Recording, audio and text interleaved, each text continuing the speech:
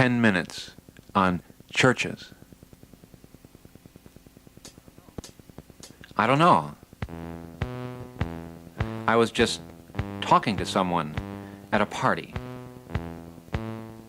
Well, not a party, but I was just over at someone's house. I think I'd dropped in there in the middle of a gathering in the afternoon. They were all in the backyard, 10 or 15 people and their kids.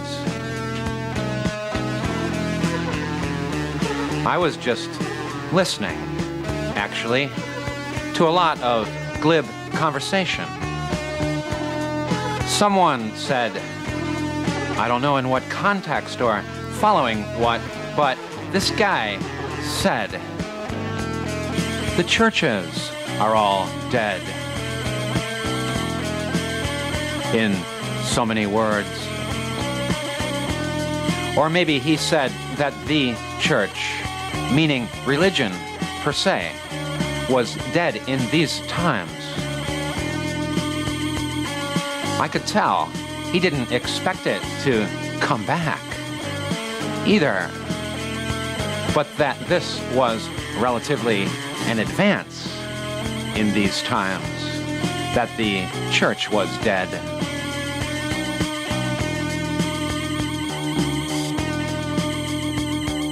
I wasn't an intruder. I mean, I knew the people who lived there, though I'd dropped in spontaneously, and I was being very quiet, probably about to leave, before they started serving food, though I took a soda someone handed me, and when this fellow made that pronouncement, well, I was standing right next to him, and I looked at him and said, "Sir." Well, no, I didn't say sir. I addressed him like a sir, though, and said, "Well, good, my man. What do you suppose all these churches around here are doing?" I thought maybe he hadn't noticed there are churches about every 5 or 10 blocks in the city. There are more churches virtually than any other type of building. More churches than fast food restaurants. And people say fast food restaurants are everywhere. But he said, oh, well, most of the churches have been converted to quaint offices, like for architects or admin, or they've become small shopping malls. You've seen that. Or youth centers are a good use. Even homes have been made of them. They make good theaters, he said. You know, it's an evocative atmosphere. He sounded like a real estate salesman. I thought maybe he bought and sold churches. Then I said, tell me, do you think people recognize history, per se, more readily in man-made things, like old buildings, than in nature? He said, what? He was annoyed at that whole line of thought, which was okay, I guess. And I was about to back up and maybe rephrase it gently, but someone else, a woman who was holding a small, ferocious child in her arms, said, what do you mean? History in nature. I said, what? She said, you said, history in nature. What do you mean by that? Oh, I said, you know, trees are old, and so is the moon. Rocks are old, older than streets are. I sped this up. I spoke rapidly because I could see she was eyeing me way too curiously.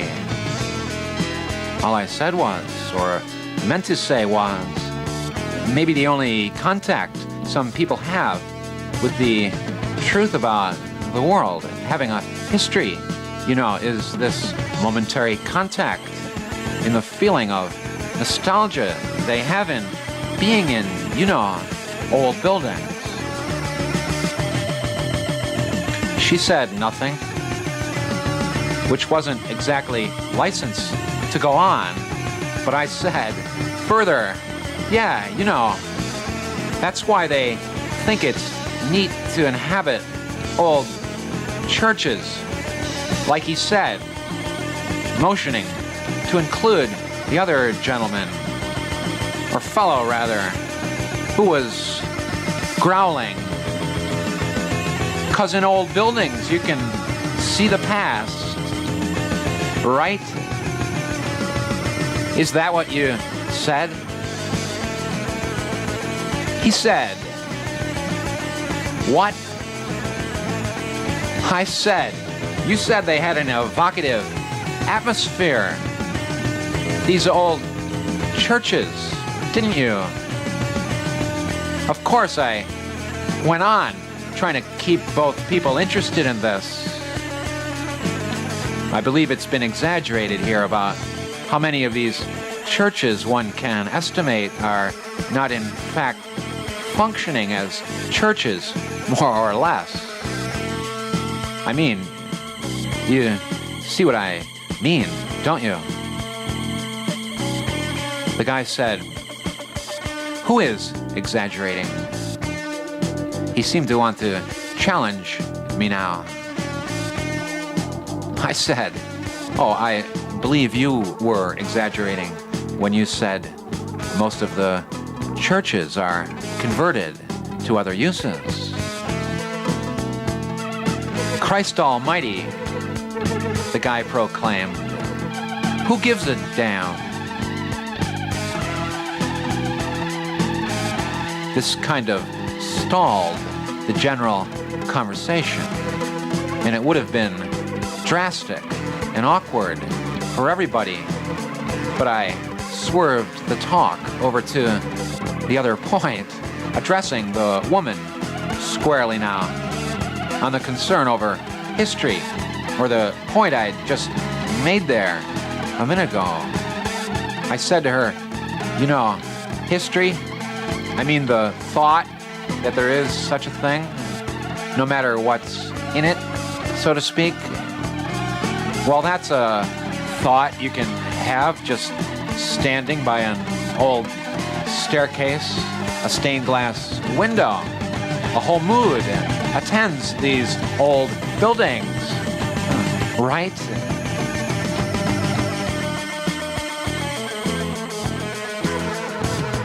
Well, then I could tell they were going to stop me from talking. The guy was rapping his fingers loudly against the can he was holding. And she was, it seemed to me, starting to do some kind of neck exercise, slowly rolling her head from side to side. So I thought to just quickly throw in one more thing. I said, also, people instinctively, or maybe unconsciously, believe in ghosts. And so the likelihood of living with ghosts is greater in old buildings, too. That idea didn't even register. But at least they snapped out of their deafness a little. For now the original fellow said, No, people just convert these churches for their own use because they are there. That's all. He meant to tell me that all my talk on this was completely irrelevant. He even went on to say that lately, with the high cost of building, it had been seemed to be more economical to utilize these standing structures. Otherwise, of course, who could care whether the old churches were plowed under? The guy was absolutely unsentimental, and he wanted me to know it. When he stopped, the woman got right into it. She had now put down the struggling child so it could run off in the direction of the open space of the yard. And she asked me rather combatantly, "And what do you mean by truth?" The word had quotation marks around it for her, all right. I looked from one to the other, and I could see they were united now. And a few other people were stepping over to our group. I thought, they've got me on the defensive. So I said to her, "Did I say truth? I must have used the wrong word. All I was saying was..."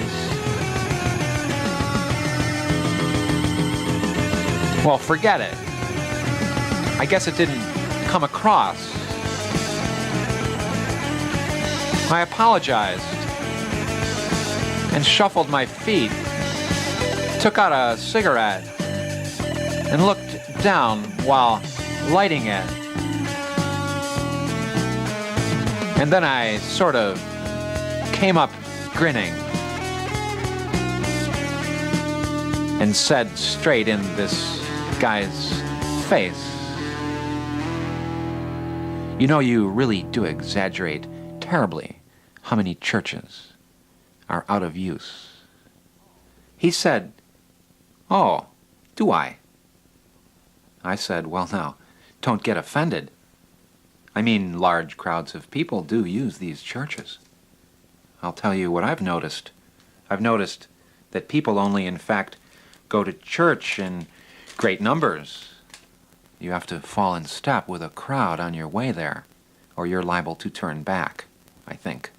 It's a Sunday morning crowd gathering kind of thing churches are used for." I thought this sounded pretty disrespectful of religion, so he might like it. After all, I had not formulated all my thoughts on churches when I dropped in on this conversation. It was these people who brought it up, to be sure, even though they were acting like I was on a soapbox. With just the slightest offering of mine at all, I had been construed as giving speeches suddenly.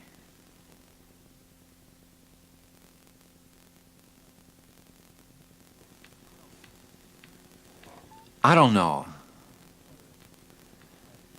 whether it's that I've, without deliberately trying, given some subjects more thought than other people, or whether the thoughts I have quickly upon whatever subject move in some odd direction they aren't familiar with. But I wasn't unfamiliar with the social situation anyway, and I kept up my end, such as it was. Then, with a diversion, which I figured would surely interest them, I said, "I don't go to church myself, you know." Well, this did surprise them. He'd thought I'd been defending churches, or religion, or something worse, God, or something. Also, that that last remark of mine gained an audience of about 4 more people, stepping in with their arms folded and giving me, I thought, a little too much room, if you see what I mean. All I could do was repeat the remark that fell with such a stillness in the air. I said, "No, I don't go to church on Sunday. I hate falling in step with crowds, for one thing. And I think of churches as basically empty. Yeah, empty old buildings where the wind of centuries roams despondently." Something like that. I tried to treat them with an image from my vast storehouse of images of the past. On a Sunday, if I were there, I said, even the crowds seemed to disperse around me and become all unreal. And I only notice this great vacancy, a grayness, ornate, a great vacant space. The church rolled here from time past and stopped. Moss grew. And, well, here with my arms up in the air, I felt I had to stop. I really could not keep that up with these people. So I just said, "Yeah." A howling void. In a great declaiming, waving my arms. Then I stopped talking. They looked at me, all of them, like they were sorry for me. So I said, "Aha! Population of ghosts. That is all that inhabits these churches. Not even a nation of sinners."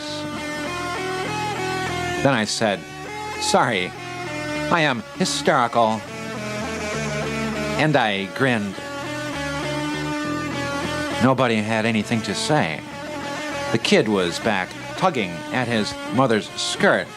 The hamburgers were almost done. Someone was bringing out the beer by now. I said, "Phew, I don't know what got me started on this."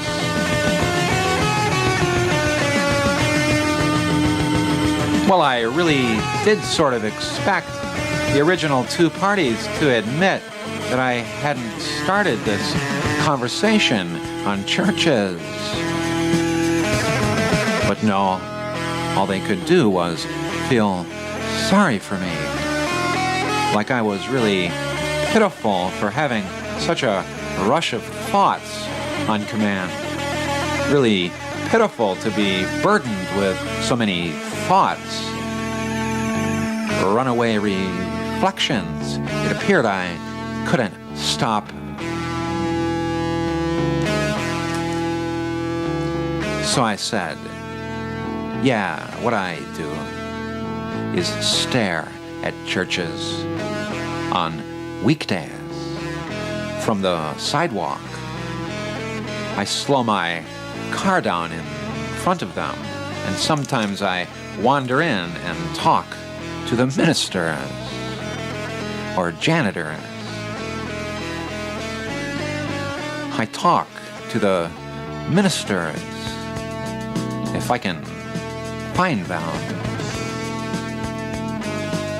Sometimes I ask the ministers or janitors directions to the nearest pharmacy or bar or whatever, just to detain them while I conduct my investigation.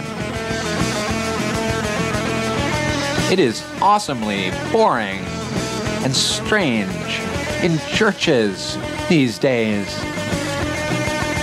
In most of them, you can't even light a cigarette.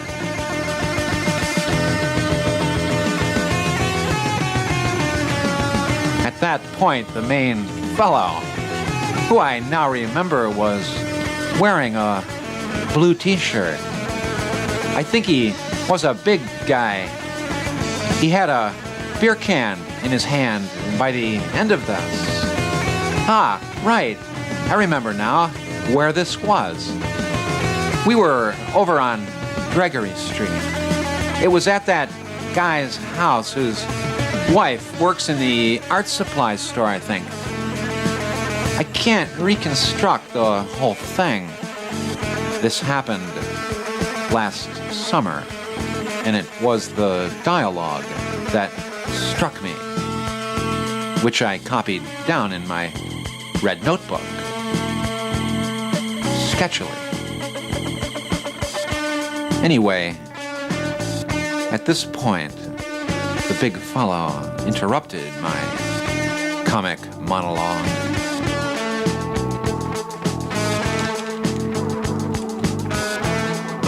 All he said was, "What did you say?" So I realized he hadn't been listening to the whole sad narration of my wandering in and out of churches on weekdays. But he'd perked up when I said, "You can't even smoke." "You can't even smoke," I said. That's what I said. Can't even light a cigarette. He said, "Where?" I said, "In churches." God, I wanted to say, what is the use of this?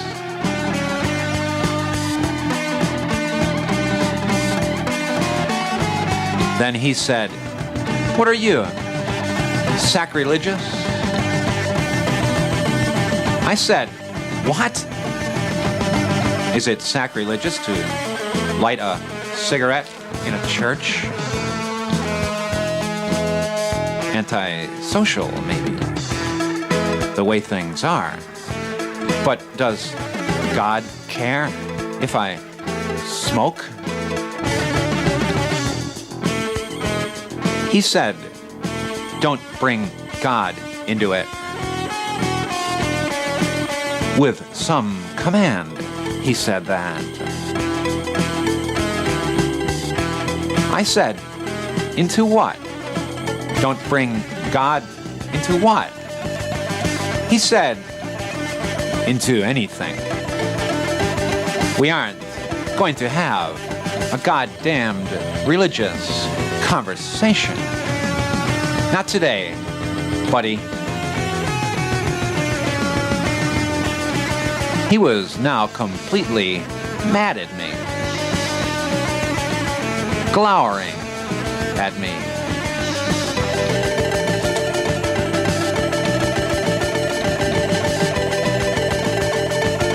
I don't know. I guess I walked away from them at that point.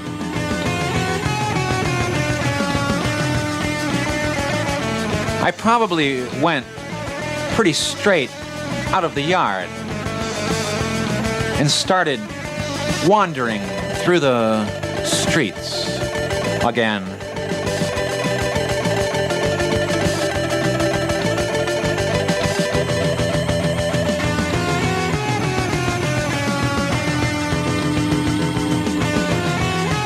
I really don't know why some people are so impossible, rude, and unreasonable.